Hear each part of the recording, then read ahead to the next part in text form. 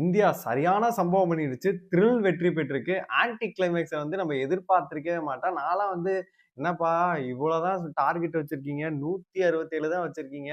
ஈஸியா அவங்க அடிச்சுட்டு போயிருவாங்களே அப்படின்ற மாரி தான் நெனச்சேன். "இருங்க பாய்" அப்படின்னு சொல்லிட்டு பார்த்தீங்கன்னா, வேற லெவல்ல பவுலிங் போட்டு முடிச்சு விட்டாங்க. இதே பூம்ராக்கெல்லாம் நான்லாம் விக்கெட் எடுத்துக்கிட்டா அப்படின்ற கேட்கிற லெவல்ல தான் இருக்கு.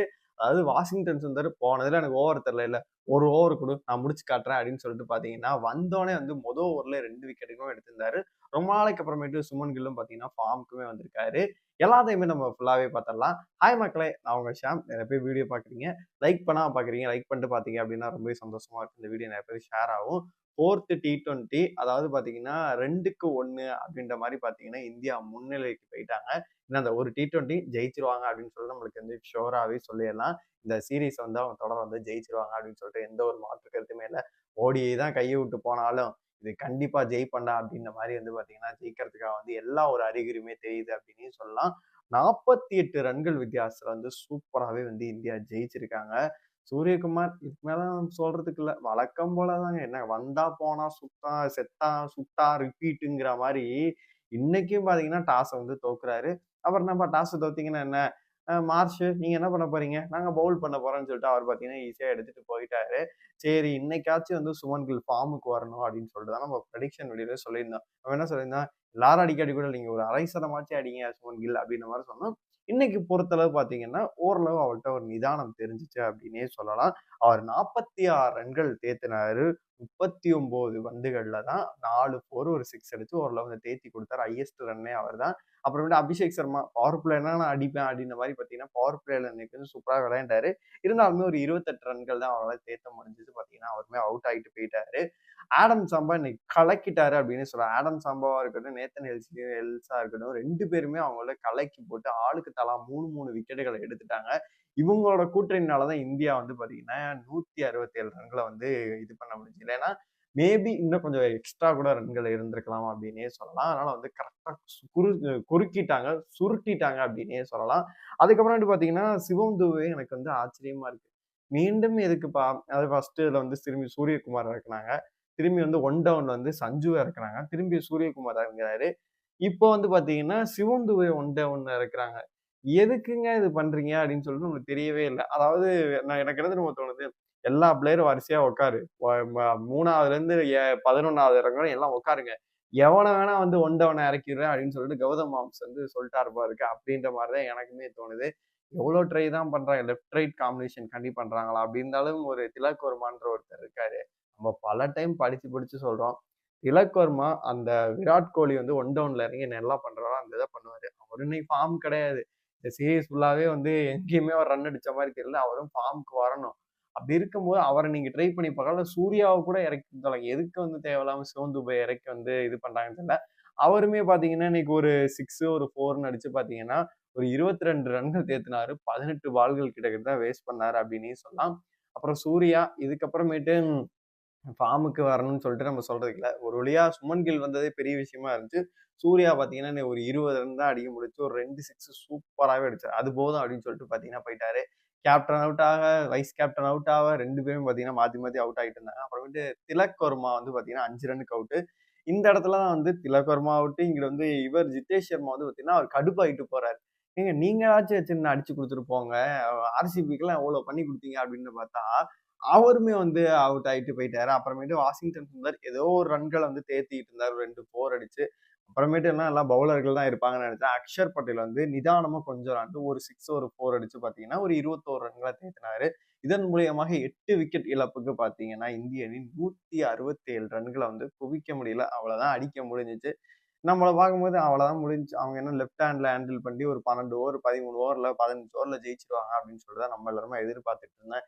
இருங்க பாய் அப்படின்னு சொல்லிட்டு பார்த்தீங்கன்னா, சம்பவம் பண்ணி விட்டாங்க அப்படின்னே சொல்லலாம். என்னைய பொறுத்தவரைக்கும் பவர் பிளேல கொஞ்சம் ஓகேவா பார்த்தீங்கன்னா, சரிப்பா ஏதோ அடிச்சுக்கிட்டு போட்டும் அப்படின்ற மாரி விட்டாங்க. இவங்களும் பார்த்தீங்கன்னா, ஒரு 4 6 அந்த மாரிலாம் அடிச்சுட்டு போட்டு இது பண்ணாங்க. டிராவிஸ் ஹெட் பார்த்தீங்கன்னா, இன்னைக்கு ஒரு 25 ரன் 30 ரன் தான் அடிச்சு. இன்னைக்கு ஃபார்ம்லயே இல்ல. பார்த்தீங்கன்னா, கரெக்ட்டா அக்ஷர் பட்டேல் சூப்பரா ஒரு விக்கெட்ட எடுத்துட்டாரு அப்படின்னே சொல்லலாம். இன்னைக்கு சாரி இவரு இல்ல. இன்னைக்கு டீம்ல நெறைய மாற்றங்கள் பண்ணியிருந்தாங்க. மார்ஷா இருக்கட்டும், மேத்யூ ஷாட்டா இருக்கட்டும், இவங்கலாம் வந்து ஓப்பனிங் வந்தாங்க. எங்கப்பா டிராவிஸ் ஹெட் இல்லையா அப்படின்னு சொல்லிட்டு நம்ம கேட்டோம். இன்னைக்கு வந்து எல்லாம் பார்த்தீங்கன்னா, டீமே கலச்சு போட்டு வந்து பார்த்தீங்கன்னா, வேற மாரி கொண்டு வந்தாங்க. மேக்ஸ்வெல்லாம் இன்னைக்கு டீம்ல இடம் பெற்றிருந்தது நான் ரொம்ப எதிர்பார்த்தேன். இன்னைக்கு மேக்ஸ்வெலோட சம்பவம் இருக்குடா அப்படின்ற மாரி எதிர்பார்த்தேன். ஆனா புஸ்ன்னு போயிருச்சு அப்படின்னு ஐபிஎல் எப்படி புஸ்ன்னு போகுது, அதே மாரி இன்னைக்கு புஸ்ன்னு போயிருச்சு. மேத்யூ ஷாட் வந்து பார்த்தீங்கன்னா, அவருமே அவுட் ஆயிட்டாரு. அப்புறமேட்டு மார்ஷ் வந்து பார்த்தீங்கன்னா, அவரு ஒரு 30 ரன்களுக்கு வந்து கேப்டன் வந்து அவுட் ஆயிட்டாரு. ஜோஸ் இங்கிலீஷ் இப்பயும் அவர் ஃபார்ம்க்கு வராம பார்த்தீங்கன்னா, ஒரு 12 ரன்கள்ல வந்து அவுட் ஆயிட்டாரு. அப்புறமேட்டு டிம் டேவிட் ஒரு மேட்ச் 74 அடிச்சேன். எல்லா மேட்சும் அடிக்க முடியுமான்னு சொல்லிட்டு ஒரு 14 ரன்களுக்கு அவுட் ஆயி அப்புறமேட்டு பிலிப் அவங்க வந்து அடுத்தடுத்து வந்தவங்க எல்லாம் பார்த்தீங்கன்னா, சொல்றதுக்கு இல்ல. எல்லாம் வந்து அப்படியே சொற்ப ரன்கள்ல வந்து ஆட்டம் இழந்துட்டாங்க. எனக்கு எந்த இடத்துல வந்து பார்த்தீங்கன்னா, இந்தியா வந்து ஜெயிச்சுருவாங்க அப்படின்னு நம்பிக்கை இருந்துச்சு அப்படின்னு கேட்டீங்கன்னா, ஒரு கட்டத்துக்கு மேல வந்து அடிச்சுருவாங்க அப்படின்ற மாரி தோணுச்சு. எனக்கு வந்து மார்கஸ் ஸ்டாய்னோஸும் மேக்ஸ்வெலும் களத்துல நிக்கும்போது எனக்கு தோணுச்சு. ஐய்யய்யோ! இவங்க 2 பேரும் என்னன்னா ஒரு ஸ்டாண்டிங் போட்டாவே முடிச்சு விட்டு போயிருவாங்களே! அப்படின்ற மாரி எனக்கு தோணுச்சு. ஆனா வந்து இவங்க 2 பேரோட விக்கெட்டையும் வந்து பார்த்தீங்கன்னா, கரெக்ட்டா வந்து பார்த்தீங்கன்னா எடுத்தாங்க அப்படின்னே சொல்லலாம். வருண் சக்கரவர்த்தி வந்து அவருமே நல்லா செம்மையா ஸ்பின் போடுறாரு. T20ல நான் தான்டா ஃபர்ஸ்ட்டு அப்படிங்கிற மாரி அவர் வந்து வேற லெவல்ல விக்கெட் எடுத்திருக்காரு. மார்கஸ் ஸ்டாய்னோஸ் விக்கெட் பார்த்தீங்கன்னா, வாஷிங்டன் சுந்தர் எல்பிடபிள்யூ ஆக்குனாரு. அப்புறம் மேக்ஸ்வெலோட விக்கெட் பார்த்தீங்கன்னா, வருண் சக்கரவர்த்தி எடுத்துட்டாரு.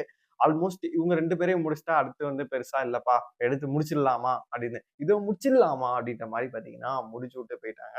நம்ம சைட்ல இருந்து பார்த்தீங்கன்னா, ஹர்ஷ்தீப் சிங் வந்து ஒரு விக்கெட் எடுத்திருந்தாரு. அப்புறமேட்டு பூம்ராக்கு ஒரு விக்கெட் தான் கிடைச்சு.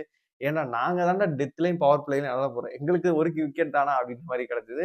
வாஷிங்டன் சுந்தர் பார்த்தீங்கன்னா, எனக்கு போன மேட்ச் வந்து பேட்டிங் வந்து 1/2 சதம் போட்டிருப்பேன். கடைசியில என்னால போட முடியாம போச்சு. இதுல 1 ஓவர் குடுக்குறீங்களா? எனக்கு குடுங்க அப்படின்ற மாரி வாங்குனாரு. அந்த ஓவர்லயே 2 விக்கெட் எடுத்துட்டாரு. அப்புறம் இன்னொரு ஓவர் குடுத்தாங்க. அதுல கேட்ச் கூட வந்து சுமன் கில் டிராப் பண்ணாரு. திரும்பி அதே மாரி பார்த்தீங்கன்னா, அந்த விக்கெட்டையுமே எடுத்து காமிச்சுட்டு ஓவராலா பார்க்கும்போது ஒரு 3 விக்கெட் எடுத்திருந்தாரு.